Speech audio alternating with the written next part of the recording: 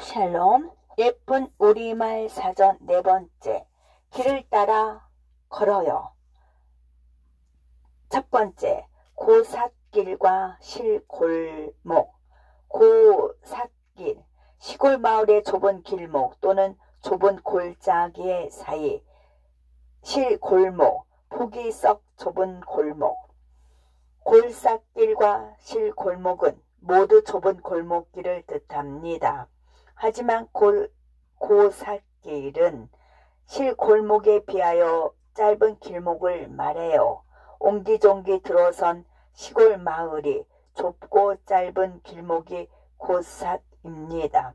더불어 구불구불하고 좁은 골목이 조금 길게 이어진 길은 실골목이지요.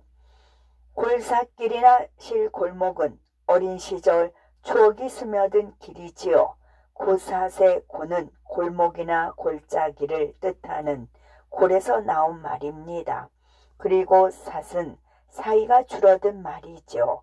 흔히 사람이나 짐승의 가량이 사이를 말합니다. 손가락 사이를 손삿이라고도 하지요. 더 이상 차가 갈 수가 없겠어.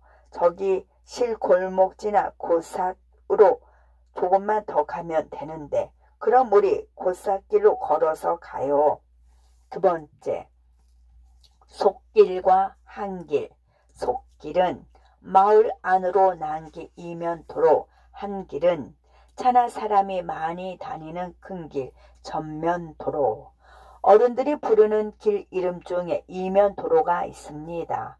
차들이 많이 다니는 도시의 큰 길을 전면도로라고 하고 아파트 단지 사이로 난 길이나 동네 안으로 난 길을 이면도로라고 부르지요.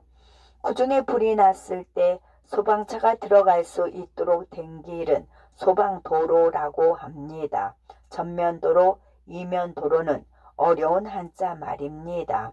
쉬운 우리말로 바꾸면 전면도로는 한길, 이면도로는 속길이지요. 사람이 걸어다니는 속길에서 차들이 빨리 달리다가 교통사고가 많이 납니다. 속길을 걸을 때도 늘 차 조심을 해야겠지요.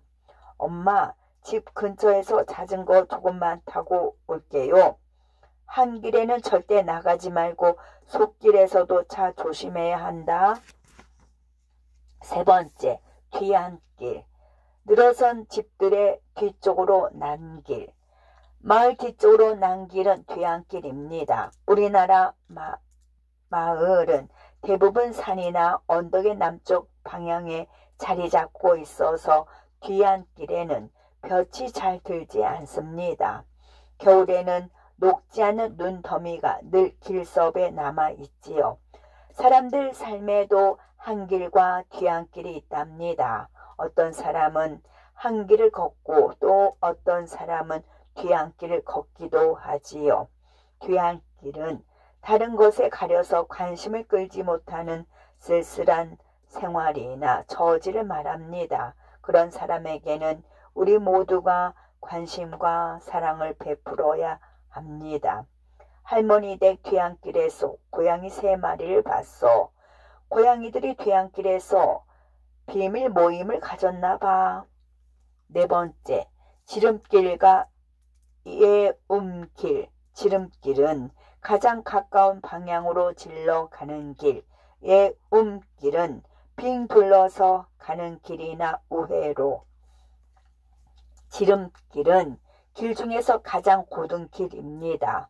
또 성공의 지름길처럼 가장 쉽고 빠른 방법을 빗대어 이르기도 하지요.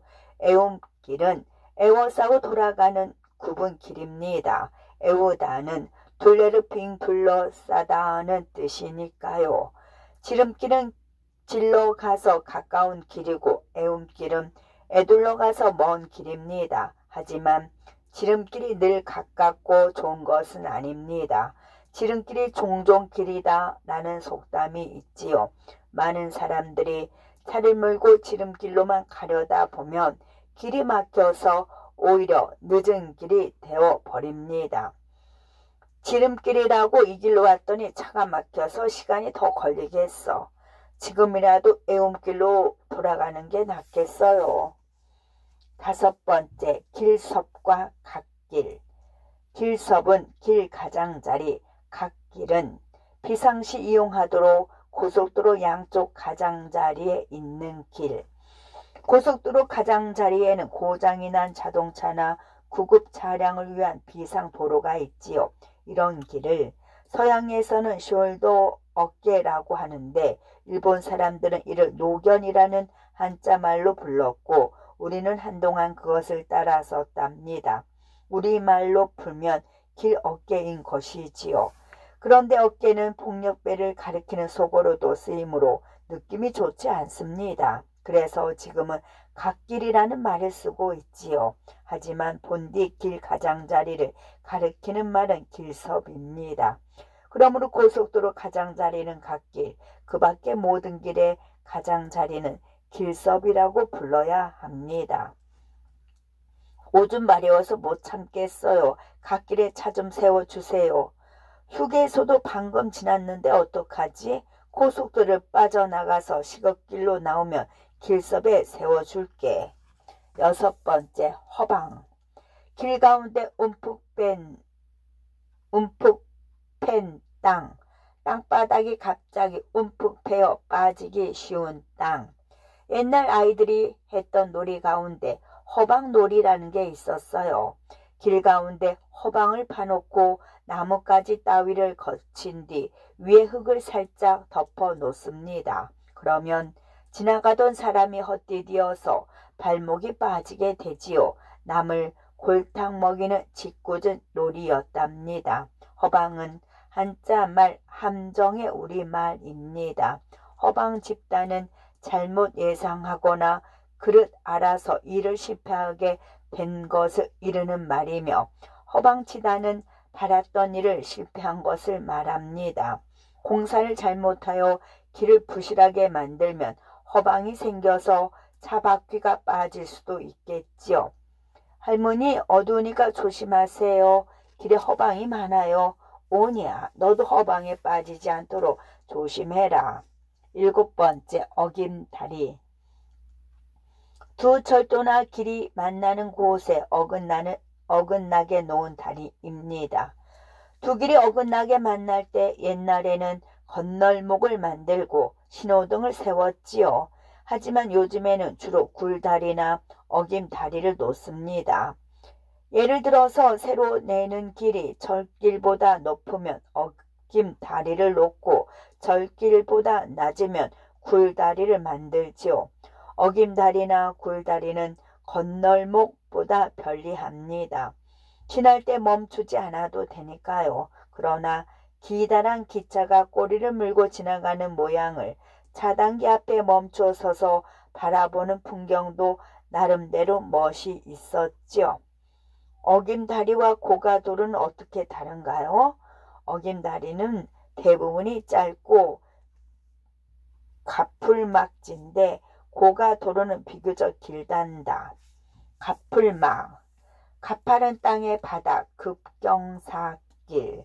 길을 가다 보면 오르막길과 내리막길이 있습니다. 그 중에서도 몹시 가파르게 비탈진 오르막과 내리막을 가풀막이라고 합니다. 또 그런 길을 가풀막지다라고 하지요. 가풀막은 가파르다, 막다르다가 결합한 말입니다. 지방에 따라서는 가팔막이라고도 해요. 비탈진 산 기슭에 난 좁은 길을 자드락길이라고 하는데 그런 길에는 가풀막진 곳이 많겠지요. 고갯길에도 가풀막진 곳이 많습니다. 사람이 세상을 살아나가면서 어려운 일을 당하는 것을 가풀막에 빗대기도 합니다. 누구에게나 삶의 가풀막이 있답니다. 길이 너무 가풀막져서 힘들어요. 이 가풀막을 오르고 나면 20리 밖까지 훤히 보이지. 조금만 참고 올라가자. 기쁨이의 일기. 아빠를 따라 고삿길로 들어섰다. 실골목 양옆에 있는 담벼락은 건풀은 담쟁이 넝쿨에 덮여 있었다. 한 길에서 멀리 떨어진 우리 동네 속길에는 자동차가 많이 세워져 있다. 동네에서 불이 나면 큰일이다. 소방차가 들어올 수 없으니까. 이름도 알려지지 않은 채 역사의 뒤안길로 사라진 수많은 독립운동가들이 있다. 나는 역사 공부를 열심히 해서 그분들이 뒤안길에서 나올 수 있도록 해드려야겠다. 오늘은 늦잠을 잤다. 학교에 지각하지 않으려고 학교 샘문으로 통하는 지름길로 뛰었다. 그러다가 넘어져서 무릎에 생채기가 났다. 살살이 꽃이 하늘거리는 길섭에 서서 벼가 누렇게 익어가는 황금 들녘을 바라보았다. 마음이 뿌듯했다. 우리 동네 앞길에 허방이 생겨서 비가 오면 물 웅덩이가 된다. 그래서 차가 지나갈 때마다 흙탕물이 튄다. 지난 주말에도 아빠를 따라 산에 갔다. 가풀막진 자드락길을 내려오면서 발을 헛디디어 몇 번이나 넘어졌다. 하지만 나는 아픔을 참고 씩씩하게 아빠 뒤를 따랐다. 우리 학교 앞에 새로 놓인 어김다리가 너무 가풀막져서 내리막길에서는 차들이 쌩쌩 달린다. 그것을 볼 때마다 위험해 보였다. 끝.